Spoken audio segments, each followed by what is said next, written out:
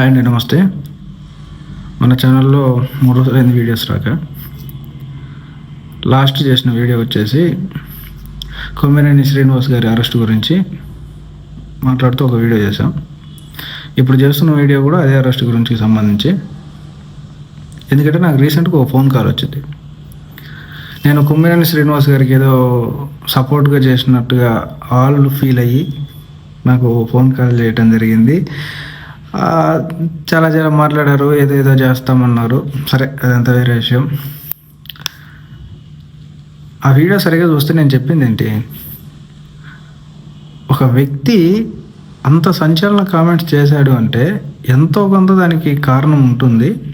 దాన్ని ప్రభుత్వం కూడా గమనించాలి, దాన్ని సరి చేసుకోవాలి అని చెప్పాం. ఎగ్జాంపుల్కి గుంటూరు గురించి చెప్పాం. దానికి నేను కొమ్మినేని శ్రీనివాస్ గారు అరెస్ట్ గురించి ఏదో సపోర్ట్ చేసినట్టు అనుకొని ఫోన్ చేశారు. వాస్తవానికి ఒకవేళ మనం సపోర్టే చేసినా పెద్ద ఛానళ్ళు పెద్ద వాళ్ళే సపోర్ట్ చేస్తే ఏది లేదు, మన వీడియో ఎంతమంది చూస్తారు. కానీ ఇప్పుడు నేను నిజాలు మాట్లాడదాం.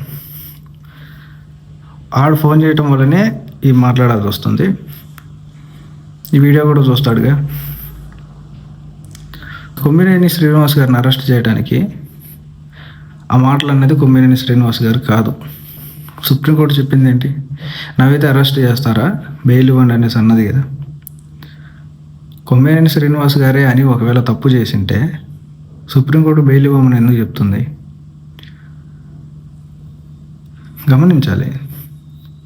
నేను ఆ వీడియోలో చివరిలో చెప్పింది కూడా ఏంటి, నేను కొమ్మినేని శ్రీనివాస్ గారికి సపోర్ట్ చేయట్లేదు, ఆ డిబేట్లో మాట్లాడిన మాట 200% తప్పని చెప్పా. చూడండి, అన్న వ్యక్తిని అరెస్ట్ చేయకపోగా యాంకర్గా ఉన్నటువంటి ఒక వ్యక్తిని అరెస్ట్ చేయటం అది ఎంతవరకు కరెక్ట్? ఒకవేళ అరెస్ట్ చేసినా